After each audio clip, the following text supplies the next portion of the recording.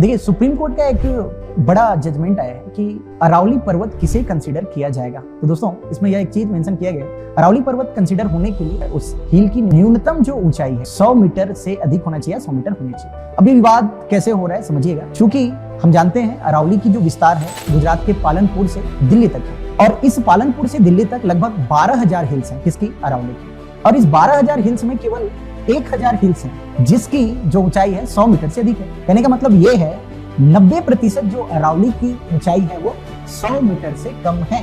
सबसे बड़ा सवाल है कि अरावली क्या खत्म हो सकता है इस जजमेंट के पश्चात। जी हाँ दोस्तों, इसीलिए इसे लेकर सबसे ज्यादा प्रोटेस्ट किया जा रहा है। अरावली पर्वत की इंपॉर्टेंस की बात करूं तो पहला तो इंपॉर्टेंट यही है कि पश्चिम में जो थार रेगिस्तान का विस्तार है उसे पूर्व तक आने से रोकता है। दूसरा, ये अरावली जो है लूनी है, बनास है, इसके अलावा साबरमती नदियों का मेन रिसोर्स है या उद्गम स्थल है।